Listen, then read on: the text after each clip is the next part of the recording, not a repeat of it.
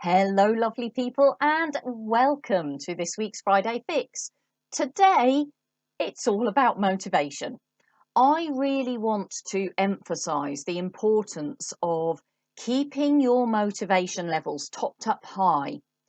In other words, keeping your motivation for staying sober topped up high when you first stop drinking. When you're in the early days of learning to live your life sober, you really want to keep your motivation levels topped up as high as they possibly can be. And I'm going to share with you a little formula that a guy called BJ Fogg, who's American, has developed. And his formula is all about what needs to be in place in order for a behavior or a habit to happen. And by sharing this formula with you and emphasizing the importance of motivation within that, hopefully it will give you a better understanding of why motivation is so important.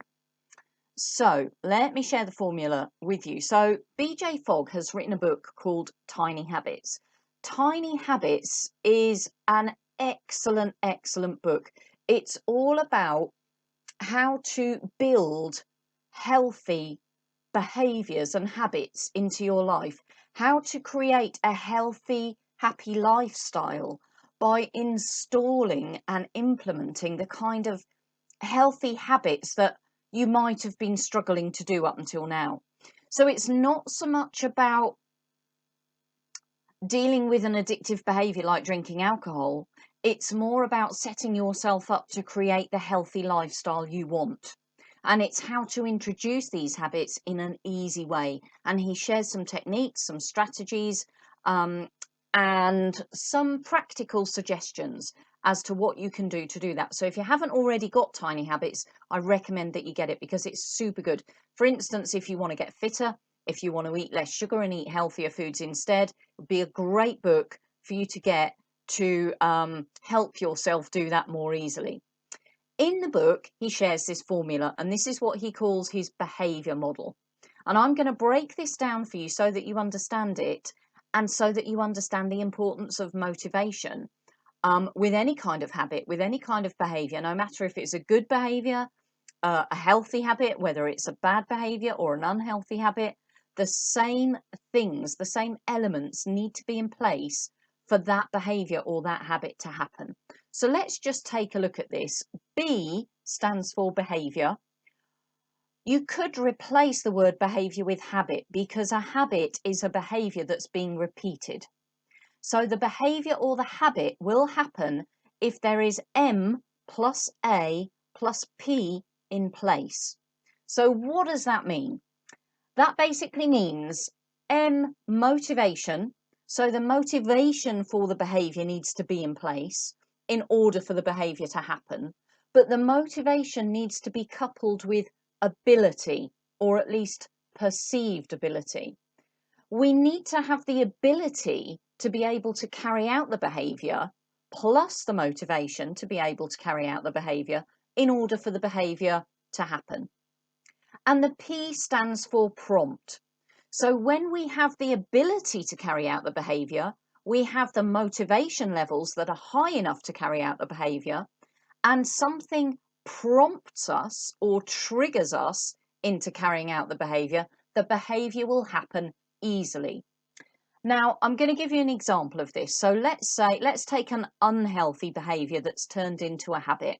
Like me, drinking a couple of stiff G&Ts on a Saturday evening, Friday evening, followed by at least one bottle of wine, but more likely 2 bottles of wine. That was my behavior. So 6 o'clock on a Friday evening, 6 o'clock on a Saturday evening. The prompt was 6 o'clock. 6 o'clock told me that it was time to start drinking. That was my prompt. My motivation to drink at 6 o'clock on a Friday or a Saturday evening was way up high, way up high. My motivation to drink alcohol was so high because it represented so many things for me. It represented relaxation.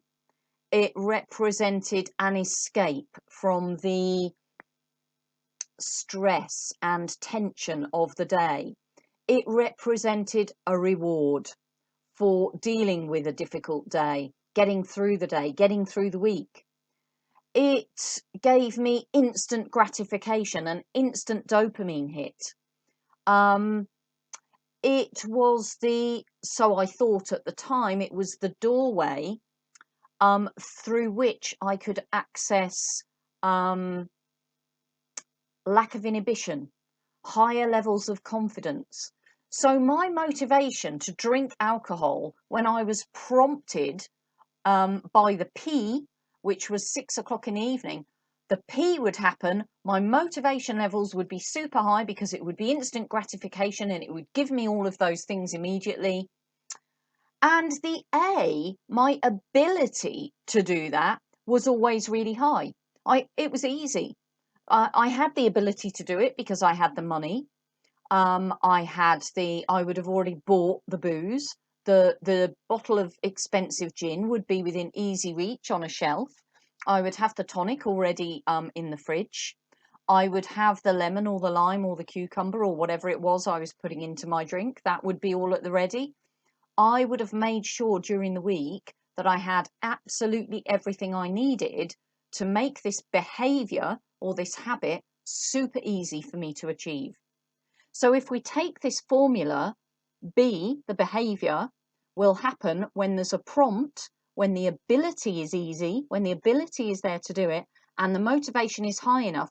You can see how easy it was for me to carry out that behavior and for it to become a habit and happen time after time after time. B equals M plus A plus P. It was all in place for me to be able to do that. Let's take another example. Because that's no longer an issue for me. So let's take the example of sugar, because I know a lot of you want to consume less sugar now that you've stopped drinking. Some of you have discovered that you've developed a penchant for a sweet tooth, and for chocolate and for desserts and for sweets and all sorts of things. So let's take sugar as an example. So let's say that after my evening meal, I've developed a habit or a behavior of reaching for a sweet treat, either a dessert that might be in the freezer or the fridge, might be a cake, it might be a biscuit, or it might be chocolate. But whatever it might be ice cream, whatever it might be, I've developed this behavior of reaching for a sweet treat after my evening meal.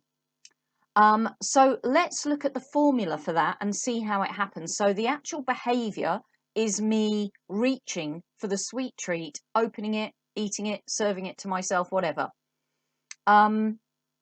Motivation, the M is really high because, again, like the alcohol, I get instant gratification. I get an instant dopamine reward.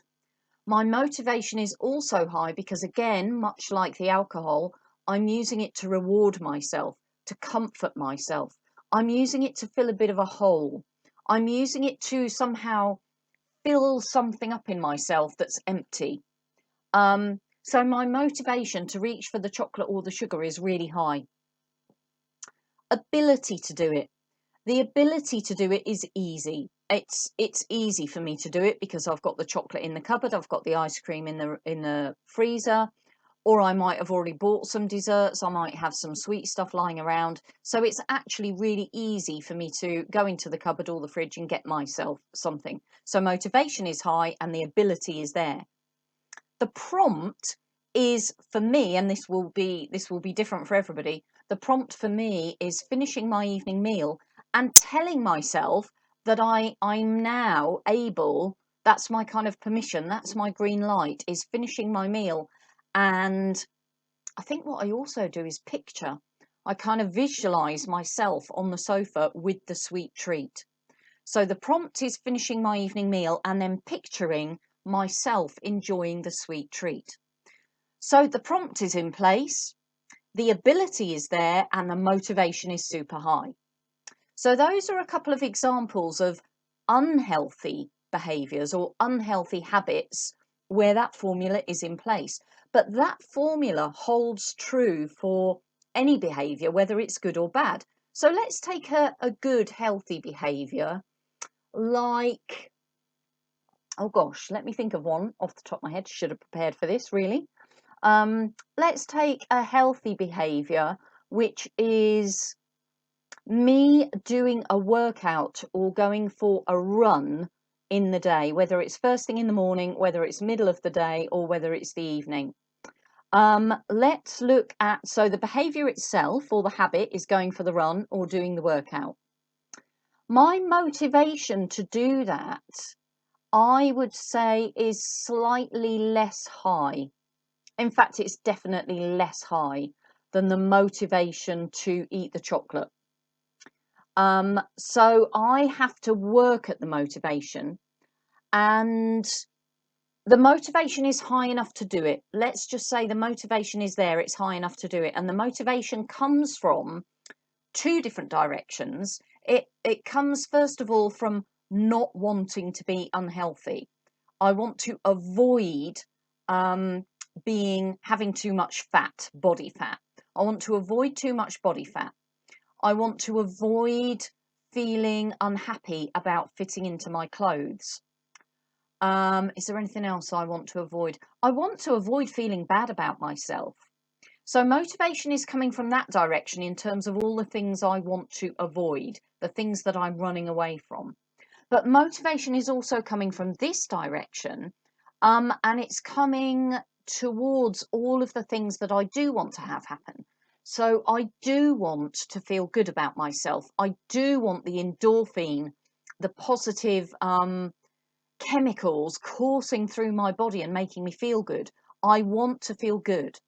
So that motivates me to do it. What also motivates me to do it is wanting to feel slim, wanting to feel toned, wanting to feel fit, wanting to live as healthy a life as I possibly can, wanting to have a healthy heart, wanting to have strong muscles so that my muscles protect my bones as I age. So there's a combination of motivational factors that make the motivation high enough for me to actually do the behavior. So the motivation is there and it's high enough. I was gonna go off at a bit of a tangent there, but I won't. I'll hold myself on track. Let's come to the A, the ability to do it. The ability to do it can sometimes be scuppered by the timings of my day and the busyness of my day. So if I take a look at my planner for today, which is over here, I had a run booked into my calendar for first thing this morning. And those of you who are keeping an eagle eye out and notice this will have noticed that I posted a little impromptu video this morning in the Facebook group of myself running in the dark this morning. So I had planned my run into my calendar for first thing this morning because I knew that it was going to be too much of a struggle for me to fit that run in during the day. Once I got underway with my working day, there wouldn't have been any chance of me being able to take a 40, 45, 50-minute break from my work to be able to go out and do a run. So I had carefully planned ahead that I was going to do my run first thing in the morning when I woke up to get it out the way so that I could then focus on the day. But sometimes, like, trying to find a day where it didn't happen. So like yesterday, I had planned an afternoon walk to get me out of, because again, I'm on the computer all day. I'd planned an afternoon walk to get me out of the house in the afternoon, get some fresh air and do a bit of exercise, get me away from the computer. But the day ran away with me and I didn't end up having the time. So in terms of the ability to do a workout or to do a run or to go for a walk and do some physical activity during the day depends on how well I've planned and prepared in advance, and it depends on factors that can sometimes be outside of my control. So sometimes the ability is there for me to do it if I've paid attention and I've planned well enough ahead and I've made sure. Things like yesterday, before I went to bed, I actually laid out on the sofa my running leggings, my socks, my trainers, my ear protectors, all of the gear I needed to put on to go out and do a run, because I knew when I woke up in the morning, it was going to be dark, it was going to be cold, it was likely going to be wet and windy. And it wouldn't take much to decrease my levels of motivation to go for that run in the morning. And one of the things that would make it easier for me, that would increase my ability to do it, would be if everything was at the ready and I didn't have to fumble about, and I didn't have to think about going into the cold, dark room where all the clothes are and have to rummage through everything to find the right socks, to find the right leggings. If it's all there at the ready the evening before, all I've got to do in the morning is slip out of bed, get the gear on, and I'm ready to go. So I make my ability to do it, the A in that formula, I make my ability to do it as easy as possible by planning ahead.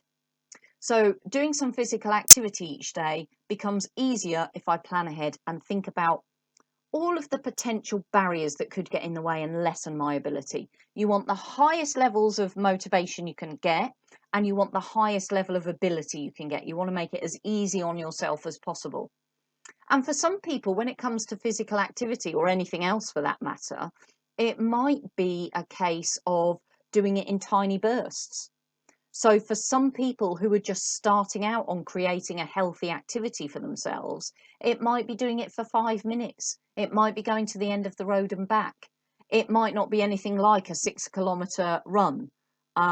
So it might be doing it in small bursts. You've got to find ways of raising that ability level as easily as you can. So in terms of my example of going out and doing some physical activity, the behaviour is going for the run, the workout, the walk. The motivation levels are pretty high. They're high enough to make me do it. The ability normally is easy enough for me to do it because I plan that ahead. I plan it into my days. And the P is the prompt. The prompt wouldn't be there if I didn't put it there. So there would be no prompt for me during the day to actually do the workout, do the run, go for the walk, unless I planned ahead and actually put it there. So my prompt at the moment is as simple as having it written down. I can show you. Simple as having it written down. The green, I don't know if you can see the colours that distinctly, but the green is the run. The green is another run tomorrow morning. Oh, I think I'm covering my mic. So the green is the run, the green is the workout, the green is the workout. So having it in my diary provides me with the prompt. And because my diary is kind of sacrosanct, everything that I write in here gets ticked during the day, because that, sadly enough, folks, makes me feel good. I like ticking things off on a list. That's my way of feeling achievement and staying on track. So if you can find ways to prompt yourselves to do the healthy thing, the healthy habit, the healthy behavior, it's finding what those prompts are. I've actually created a new prompt for myself. If I wake up early in the morning unexpectedly, instead of reaching for the phone, which is what I tend to do, and then going on Facebook and starting to scroll and starting to respond to messages, I've stopped myself doing that now. So if I wake up before the alarm goes off, I will either go for a run, I will do a workout, or I will go for a walk.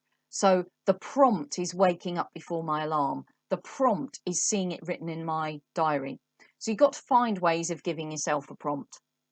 So those are a couple of examples that help to explain BJ Fogg's formula, and hopefully that shows you the importance of having high levels of motivation. So if you are creating a new sober habit, you really need to find ways of keeping your motivation to stay sober topped up high. What can happen sometimes is when we start to live our lives sober, when we first stop drinking, we can feel a rush of enthusiasm. We can feel a rush of energy. We can look forward to all of the healthy new things we're going to be doing instead of drinking. We start to look forward to waking up without a hangover. There's all sorts of things, and we can feel this real buzz and this real drive towards living our lives sober. And that can be the motivation we need to keep us going. What can then happen after a while, and this is different for different people, but some people can find that after a while, their motivation starts to dip. They start to get a bit bored. The reality of it kicks in, and it's like, well, I'm really missing getting drunk on a Friday evening. I'm really missing going to the pub and getting plastered. I'm really missing that connection that I get with my friends. I'm really missing that, mutual kind of consoling each other with our hangovers and, sharing a laugh and doing some bonding over the antics the night before. Whatever it is, we can start to miss it as our unconscious mind starts to realize that we mean business and we have stopped drinking. We can start to discover that actually it's a bit harder than we thought it would be. As we're losing that motivation, the complacency kicks in. Actually, complacency is a slightly different thing. But yeah, the boredom can kick in, the realization that actually this is it, this is real, and we need to find other ways of conducting our lives instead of drinking. That can be a bit hard hitting when that kicks in. So it's really, really important that you find ways to sustain those motivation levels, keep them topped up, and make life as easy on yourself as possible so that your ability to stay sober is in place. You want the motivation in place, you want the ability levels easy, and you want the prompts to keep doing it in place as well. That way it's much easier to sustain this new sober behavior. So how do we actually dial up the motivation for staying sober? Well, if you are not already a member of the Go Get Sober Guidance Programme, I really recommend that you join. At the time of recording this video, it's free. So it's a really good time to join. If you go to gogetsober.com, you can sign up for the guidance programme. And in module 1, use that finger because it's not covered by the text. In module 1, you have got different steps. I think there's about 6 or 8 steps in module 1. And each of those steps in module 1 is all about how to top up your motivation for staying sober, how to keep your motivation up high. You can equally apply the same guidance, the same steps to any kind of behavior change you want to make. So whether it's giving up alcohol and doing something else instead, whether it's giving up sugar and eating more healthy and nutritious foods instead, doesn't matter what it is, but these motivational techniques will help you to stay on the path you've chosen. So there's things like, there's a technique called the motivation questions. There is a technique called Future Successful You. There's a technique called, in fact, it's not technique, it's more of a blog actually. I've written a blog called Paint the Right Picture, which is again on the website. And that's all about how to keep your motivation levels topped up high by approaching living your life sober with the right kind of mindset, with a really positive, motivating mindset. There are also things you can do like mentally rehearsing, being successfully sober. And all of the techniques in module 1 will give you tips as to how to do that. There is one in particular called the Imagine the Difference activity, which is really good for helping you to mentally rehearse sober success when you've got a particularly challenging event coming up. The other thing you can do, which doesn't require any membership of any program, it doesn't require joining the guidance program, it doesn't even require belonging to a group or anything else.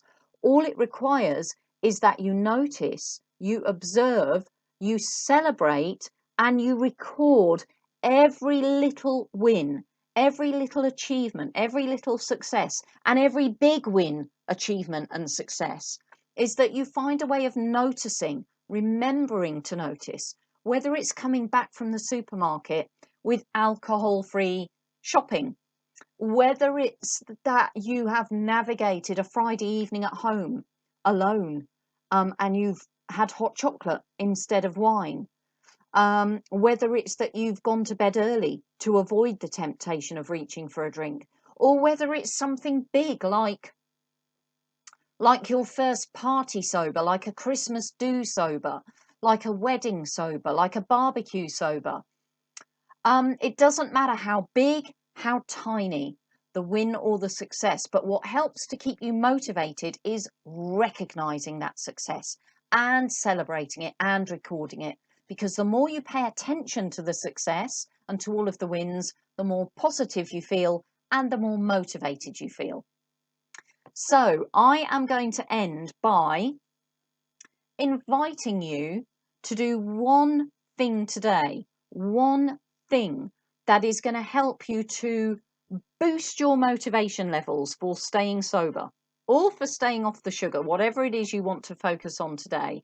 What one thing can you do today to up your motivation levels? And let me know in the comments below. I will look forward to catching up with you in tomorrow's Saturday Share, which is in the Facebook group. If you're not already in the Facebook group, do come along. It's easy to find. Go Get Sober. Come and join us. We'd love to have you with us, and you will become part of an amazing, supportive, inspirational, motivating, wise and wonderful group of people. And we will look forward to seeing you there. I'm going to share a little snippet about sober Saturday living, sober weekend living. So I will catch up with you tomorrow in Saturday Share. But in the meantime, let's go get sober together. Bye for now.